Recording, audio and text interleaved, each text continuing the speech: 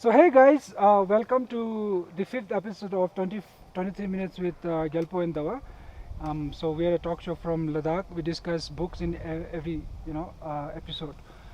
So today we are here to discuss a very essential and very interesting work of fiction by Frank Kafka.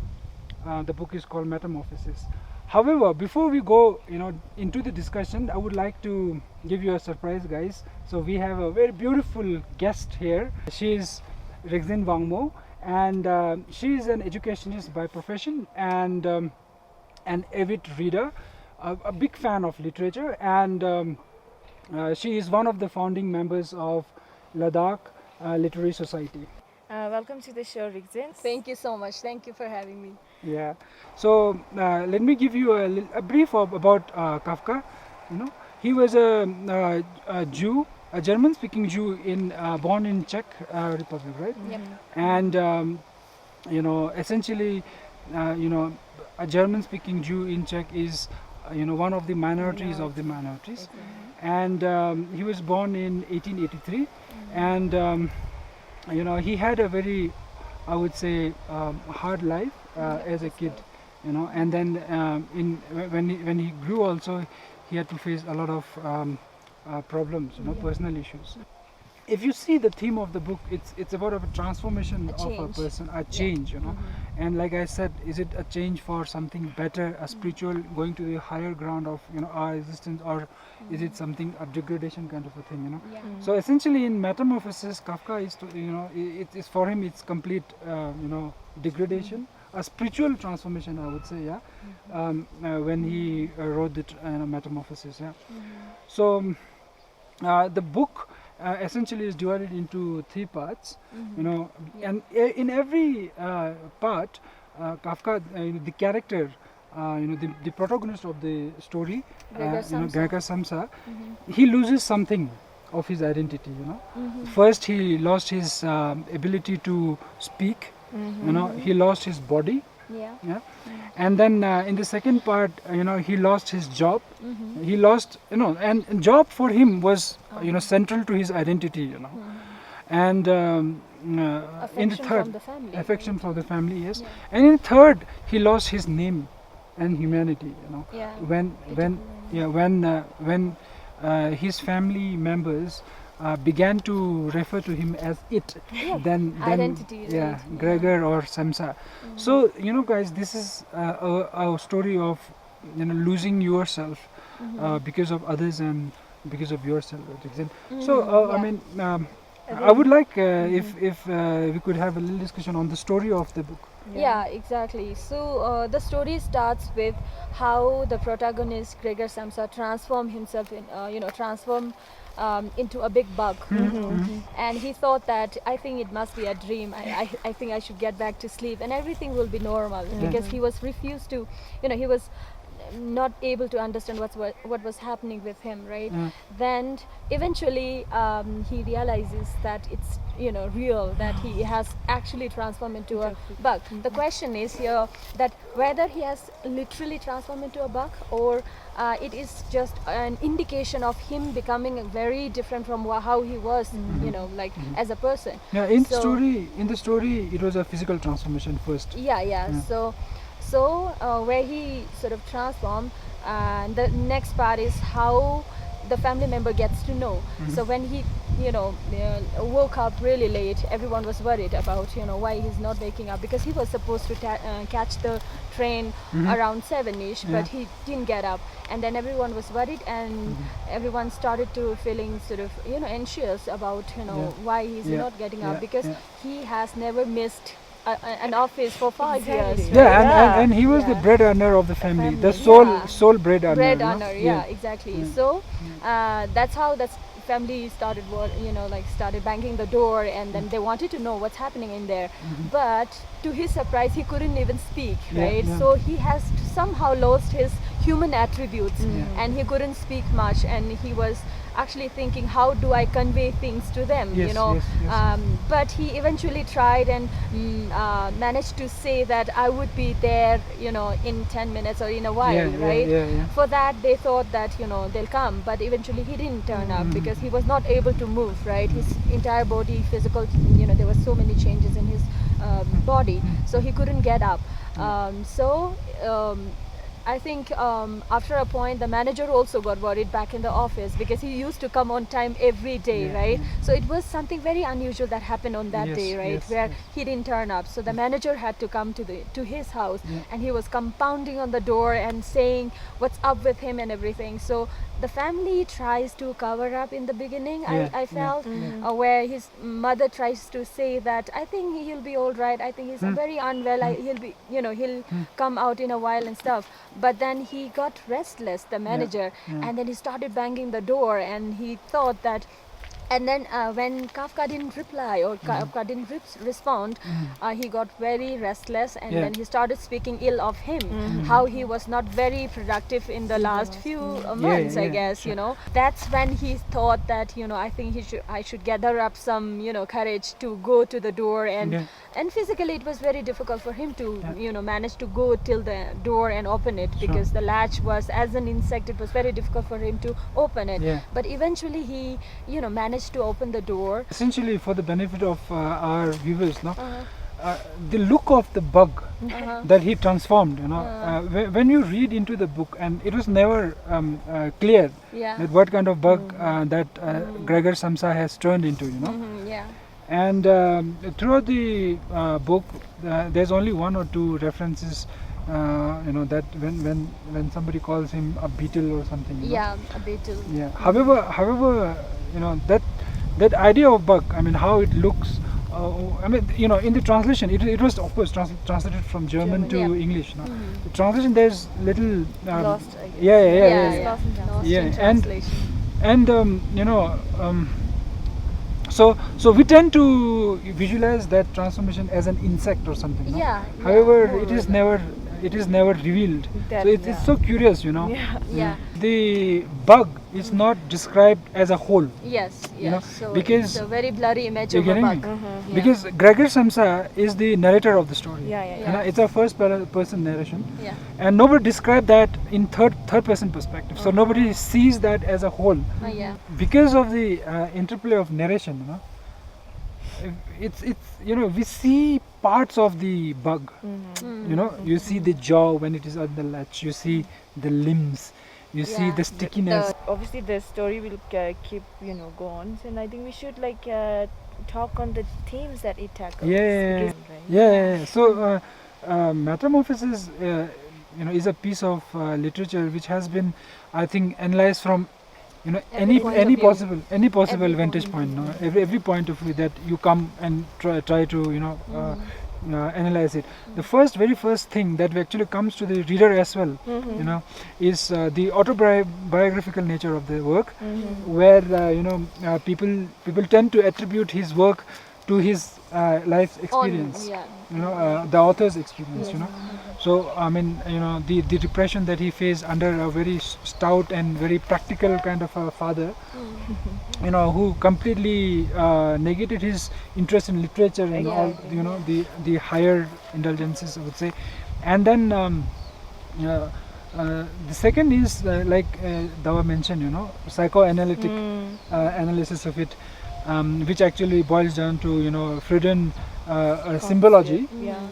So whether the author is you know, intentionally using this bug as a symbol to, you know, inherent or instinctive you know, nature of a human being, you know, especially related to fear, anger, anxiety, self-loathing, you know, complexities, and neglect, you know, like neglected by people around and yourself. So that is, you know, the psychological part of it. And then the third is Marxist point of view, you know. So in the story, Gregor Samsa, you know, despite he being converted into a bug, he keeps on worrying about his job. Yeah. You know, how he has to go and catch the train at 5 in the Yeah. morning, and how he has missed it, how he can now catch the train at like 8 8 in the o'clock. morning. Yeah. And the other, of course, like you mentioned, the manager and his conversation. Yeah, it's a And I- total like labor exploitation. Like, how can Yes. somebody work for 5 years like without even like Taking taking a single leave. leave, right? Yeah, exactly. Yes. And That's also, insane. he seriously. mentioned about occupational Yes. illness. Yeah. Occupational illness is of course is prevalent in modern world, right? Yeah. Yeah, Nowadays, also, where yeah. people don't want to sort of work just for so they are just working for the sake of it, right? Sure, sure. Yeah. So there is Same no here. incentives Mhm. or Sure. motivation to go to Sure. a particular job. Mhm. And also as a salesman, because in Yeah. Gregor Samsa is a salesman. Traveling, where- traveling salesman. Yeah, Yes. traveling Yes, salesman, yes. where he has to go around the world, and it's pretty Yeah, tiring, tiring. and he has no emotional support whatsoever. So this is all coming to the reader through Yeah. through the narrator Gregor Samsa. Yeah. Despite him being turned into a bug, Bug. I mean, Yeah. can you imagine that Yeah. the kind of the effect of this all Yeah. the world that he was living through, Yeah. especially from the perspective of work culture, Yeah, work life occupational. balance, as we say in professional setup. So And yeah. I think also like like last time we were discussing how we can look this in the lens of gender-based relationship, mhm, because I think it's the metamorphosis, like it does not only occurs to Kafka. I think like Yeah, Gerber exactly. Samsa, like because the metamorphosis occurs especially in the beginning or in the end of the story. It's pretty interesting Yeah. because if exactly. we like see the first sentence, like one morning when Gerber Samsa woke from a troubled dream, he found himself transformed into his pet into a horrible vermin, right? Yes. Yeah. So that's like he like gradually deteriorates and like disappears, Mhm. and that ironically has blossomed Greta into a very young, Young, social fine women. capable woman, Yes. right? And especially in the end it says, as if in a confirmation of their new dreams and good intentions, as soon as they reach their destination, Gerda was the first to get up and stretch out her young body. So Yeah. I think it's very interesting because Yeah. Kafka was also trying to record the damage that we have in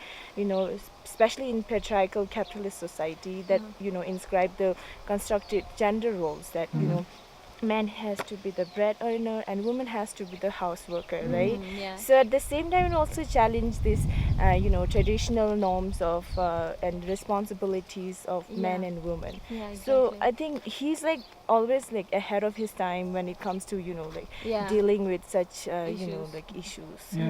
So I Yeah, think exactly. Yeah, and I think the other perspective was from the existentialist exactly. kind of point of view, where we question the very existence of ourselves. ourselves. Our own self. What are we doing here?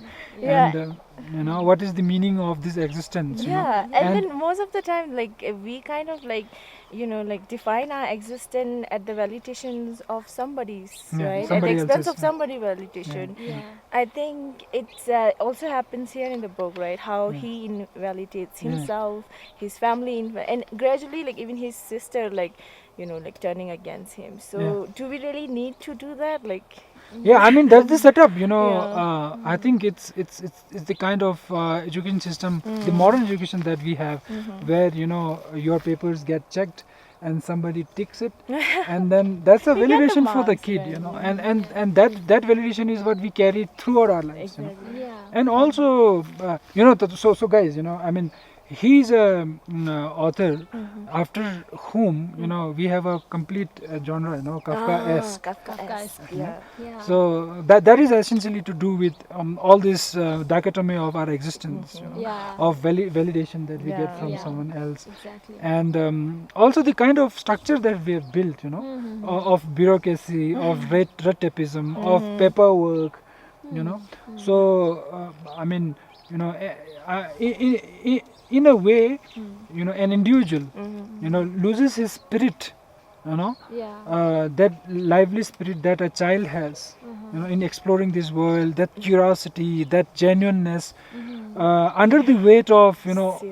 this, Identity. this That's all the whole- this setup, Yeah, you know, exactly. yeah, Just the this sense bureaucratic system, of, yeah, a very wrong sense of acceptance, it's very superficial, and it's just a very thin layer of very superficial construction of social norms and social structure, where you are accepted only when you are fit into a box, only when you are of certain kind, or a certain, you're doing certain things, right? So this all the entire concept of fitting in is all based on alienation, right? Yes. So capitalism thrives on that, where everything is like from your gadgets to what you put on, or everything is on how do you want to fit in, right? So I think, I mean, it tells a lot about how the modern society thrives on the idea The concept of alienation. Yes. Exactly. So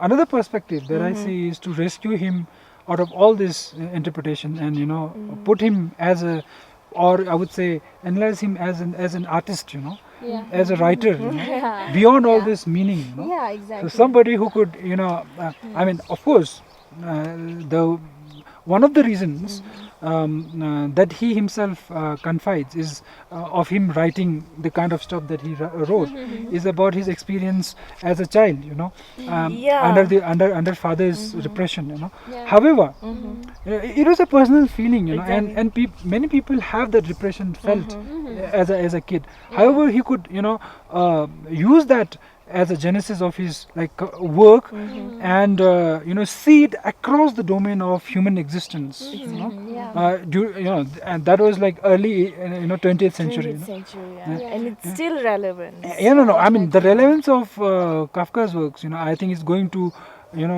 increase as we grow into so-called modern society, where we are building structures of systems, and people are employed to run that system. It could be bureaucratic, capitalist, economic, or social.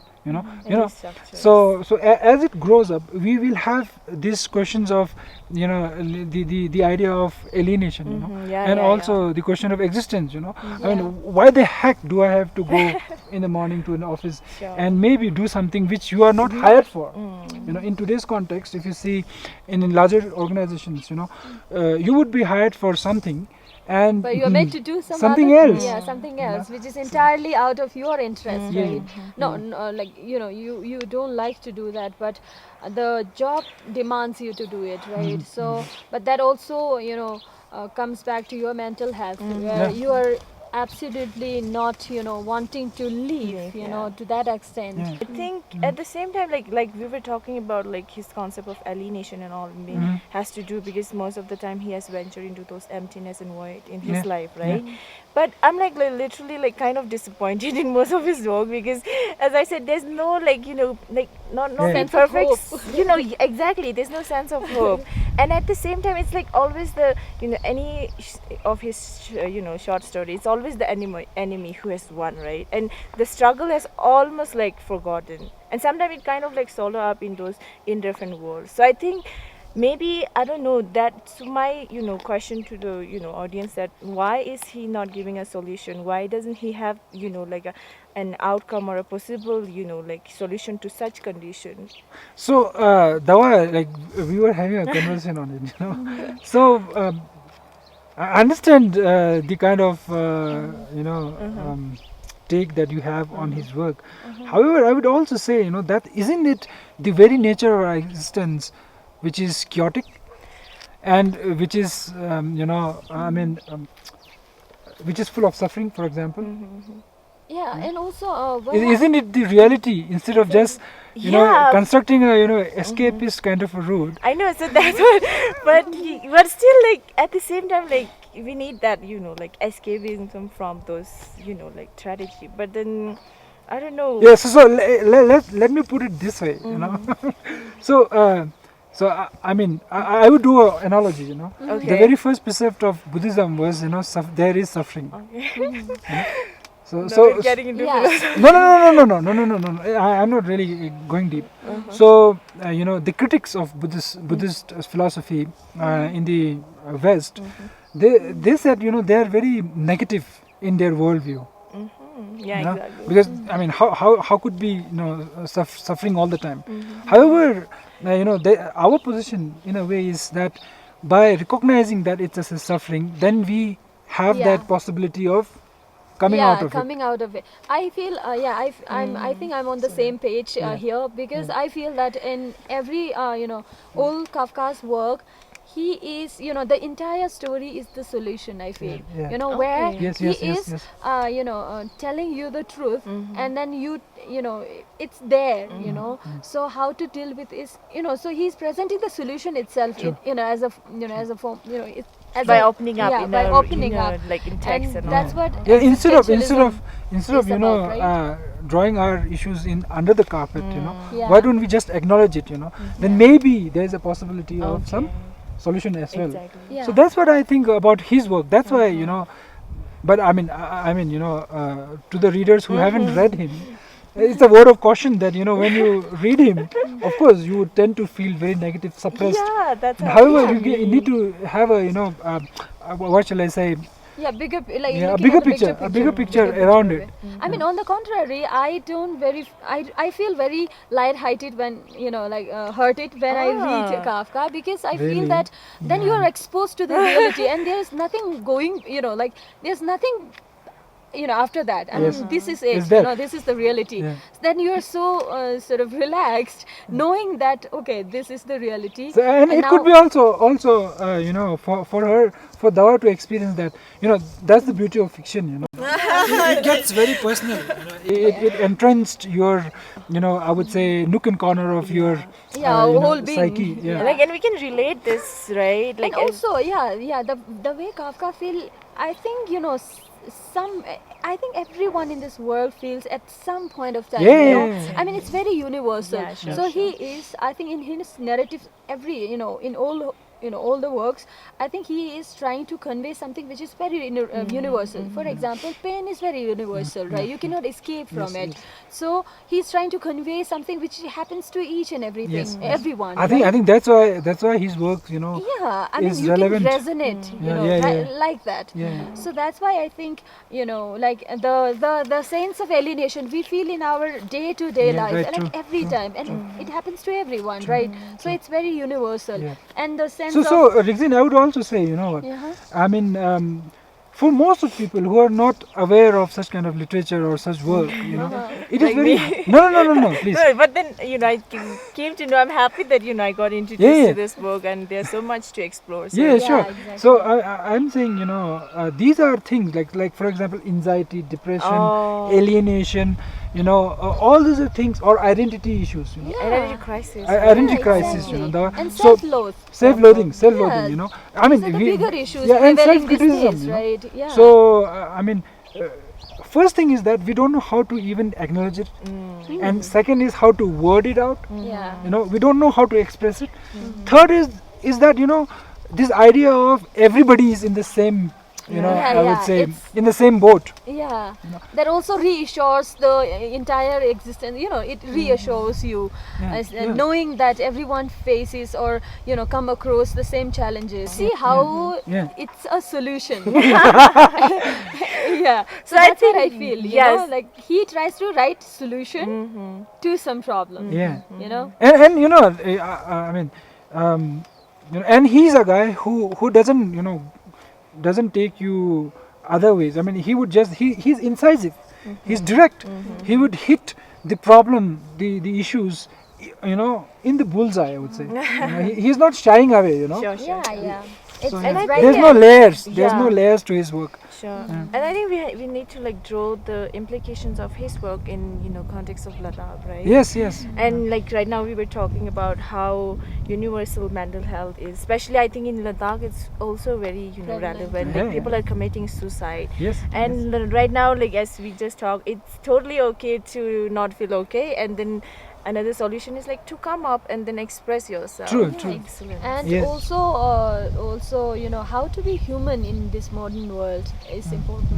I think where everything is changing so rapidly that you sort of tend to lose your identity, because you tend to link your identity to some external factors. Yes, true, true. So most of the times what happens is you see a person from his possessions, or from Or- his image, or his or face background. value or background, a family. Family And name. so there are so many identity which is not yours, but it's very external, right? Yeah. So I think we should, it tries to also, Kafka tries to also sort of bring that out, where you should link your identity to yourself, how you are as a person, and not something very external.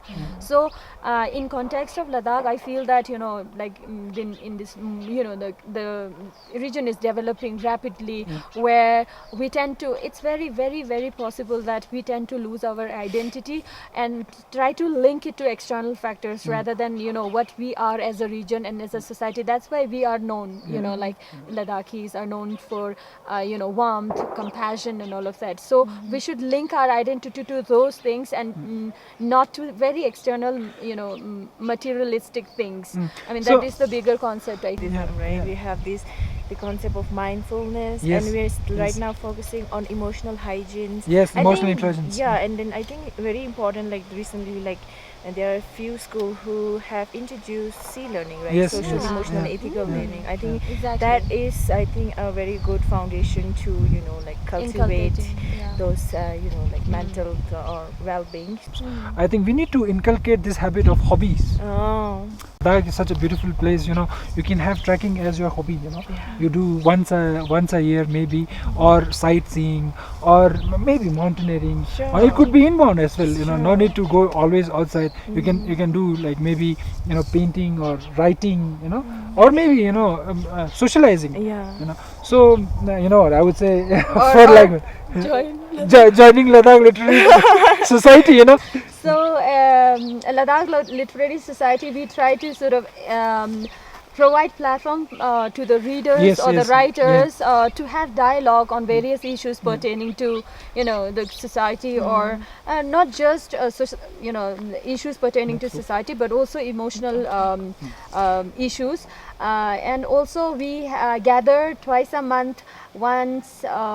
First week of First Saturday and third the Saturday of every month. Dawa, I mean, what will be the next book? Yeah, so so next time we would be, like discussing very interesting nonfiction, and it's very like I think it's everywhere. Especially we are talking about environmental catastrophe, and especially in the subcontinent, in India, we are facing air pollution at massive rate, right? So I think even in Ladakh, right? Yeah, Leh, so I it's very think important. it's very important. It's the reality right now. What's the name of the So the book is called The Great Smoke of India by Siddharth Singh. So basically we are dealing with air pollution, vehicular pollution, and let's join for another, like interesting episode next month on 23rd of November. Yeah. So Yeah. it's we have come to the end of the today's session, Dawa. So I would thank Rigzin to be here and engage with us on the book Metamorphosis, Yeah.